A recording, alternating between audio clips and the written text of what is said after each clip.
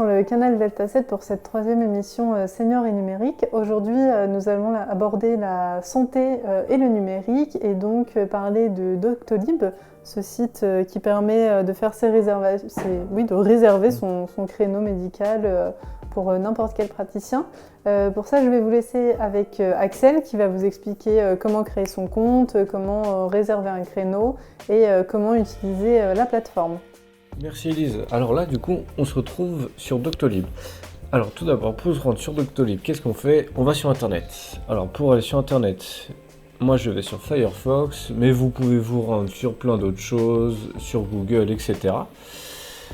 Vous cliquez dessus. Alors, sur votre petite barre de recherche, vous tapez Doctolib. Hop, Doctolib, vous appuyez sur Entrée. Hop, ça je refuse.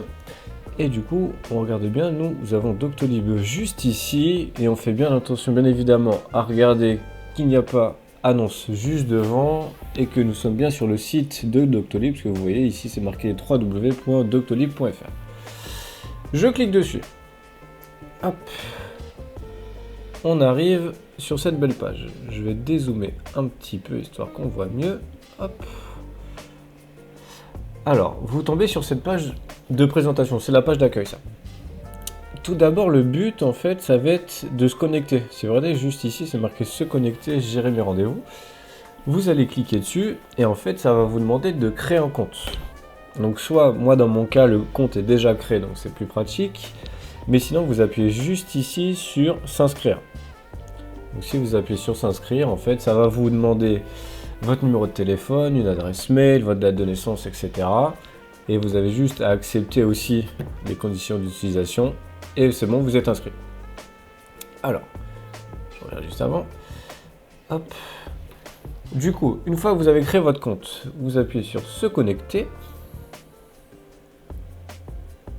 Et alors là, du coup, vous tombez tout de suite sur votre profil. Donc là, si vous regardez en haut, c'est bien marqué votre nom, votre prénom.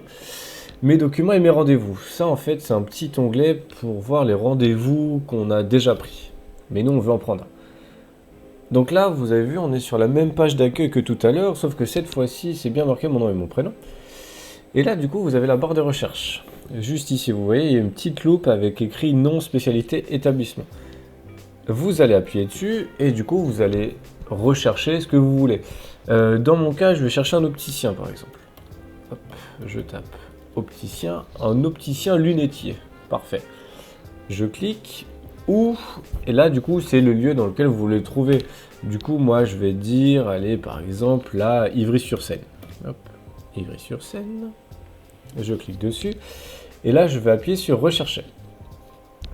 J'appuie dessus. Et du coup, en fait, ça va me proposer tous les rendez-vous possibles à côté de la ville, enfin, dans la ville ou à côté de celle-ci.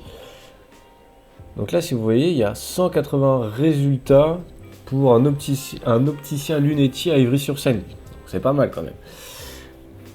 Alors, ça se présente toujours de cette façon-ci.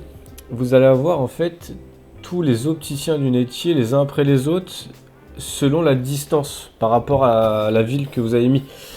Donc là, ça se situe à Ivry-sur-Seine, donc c'est parfait. Mais là, si vous regardez, c'est marqué 2 km 2 du point que j'ai mis tout à l'heure. Parce que là, c'est à Charenton-le-Pont. Et ainsi de suite. En fait, du coup, ça va aller crescendo.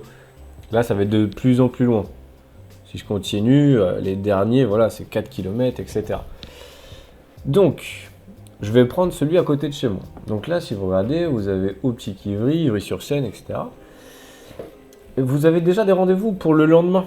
C'est ça qui est très pratique, c'est que même l'après-midi ou le lendemain, vous avez déjà des rendez-vous. Mais là, bon, il n'y a pas énorme, on ne voit pas grand-chose. Du coup, vous allez appuyer sur voir plus d'horaires. Et en fait, si vous regardez, vous avez tous les horaires de la journée. C'est assez pratique. Et en fait, si vous cliquez juste ici, vous pouvez voir les disponibilités suivantes, les jours d'après. Ou sinon, plus simple, vous pouvez faire prendre rendez-vous. Vous appuyez dessus. Hop. Et du coup, vous avez plein d'informations sur celui-ci, sur l'établissement ou sur le spécialiste. Du coup, qu'est-ce qu'ils nous disent? Voilà, c'est 2 promener Marat, etc. Donc là, c'est un peu tout, voilà, toutes les caractéristiques de la personne. Ok. Prendre rendez-vous en ligne. Du coup, après, ils vont vous demander pourquoi vous venez. Donc là, qu'est-ce qu'on va mettre? Choisissez votre motif de consultation, contrôle de vue et renouvellement de lunettes, achat conseil, retrait en magasin, réparation, ok. Nous, on va dire contrôler la vue. Et du coup, là, ça vous propose tout de suite des rendez-vous pour contrôler votre vue dans les plus brefs délais. Donc moi, je vais marquer vendredi 2 décembre à 10h30. J'appuie dessus. Vous avez toujours un petit message, voilà, qui est envoyé par Doctolib pour vous dire qu'il faut faire attention, que ce rendez-vous est fait pour, du coup, là, le motif de consultation, c'est le contrôle de la vue et renouvellement de lunettes. Une ordonnance est nécessaire à l'achat de lunettes ou de lentilles de contact, etc. Voilà, il y a plein de choses, c'est important de bien lire tout ça. Voilà, pour voir si on rentre bien dans les cases. J'accepte. Veuillez apporter le cachet en votre carte vitale et votre carte de mutuelle à jour. J'accepte. J'ai lu et j'accepte les consignes. Ok. Donc là, ce qui est pratique aussi, c'est que ça vous dit pour qui vous prenez ce rendez-vous. Donc là, soit je clique ici pour dire que c'est pour moi, mais en fait, ce qu'on peut faire aussi, c'est que par exemple, ce n'est pas pour moi, c'est pour quelqu'un d'autre. Donc je vais appuyer sur le petit bouton pour quelqu'un d'autre, et à ce moment-là, je dois renseigner pour qui je prends le rendez-vous. Donc là, je vais mettre un nom au hasard. Voilà, je prends le rendez-vous pour Luc Durand. Hop, son nom de naissance, pardon, n'importe quoi. Ça reste Durand. Sa date de naissance, ça va être le 22/12/1996. Son lieu de naissance, on va mettre chambre et les tours. Hop, une adresse mail, etc. Enfin bref. Alors qu'est-ce qu'il nous dit? Je garantis que mon proche ne dispose pas de ses propres coordonnées, je l'informe de son rendez-vous. Ce qui est pratique en fait, c'est que oui, ça peut servir pour votre mari ou pour votre femme, etc. Donc là, ça veut dire que vous prenez son rendez-vous pour lui et c'est à vous de l'informer. Il ne va pas recevoir de mail si vous ne renseignez pas d'adresse mail ou il ne va pas recevoir de message si vous n'avez pas mis son numéro de téléphone. Mais du coup, voilà, c'est à vous de l'informer. Donc là, je dis bien que du coup, c'est pour Luc Durand. Est-ce que ce proche a déjà consulté ce praticien? Non. Et là, en fait, vous allez confirmer le rendez-vous. Je confirme le rendez-vous. Et du coup, là, j'ai un petit récapitulatif. Voilà, ça vous dit tout de suite que le rendez-vous est bien confirmé. J'ai même reçu un email de confirmation du rendez-vous. J'ai la date et l'horaire. Je dois me rendre, du coup, ici même. Et c'est bien pour Luc Durand que j'ai pris le rendez-vous. Et du coup, si vous regardez, maintenant, on va se rendre dans l'onglet Mes rendez-vous. Et en fait, vous allez voir que là, vous allez retrouver votre rendez-vous. Et ce qui est pratique aussi sur Doctolib, c'est qu'en fait, vous avez vu, il y a un petit onglet Préparer le rendez-vous. Et en fait, là, c'est marqué Envoyer des documents. Ça, généralement, vous pouvez toujours les apporter papier, mais si jamais pour X raison, vous ne les avez pas sur vous au moment du rendez-vous, mais vous les avez avant, vous faites Envoyer des documents et en fait, là, vous pouvez mettre en pièce jointe des documents d'analyse ou autre. Donc voilà, c'était une petite vidéo pour vous montrer comment Doctolib fonctionnait. Merci à vous.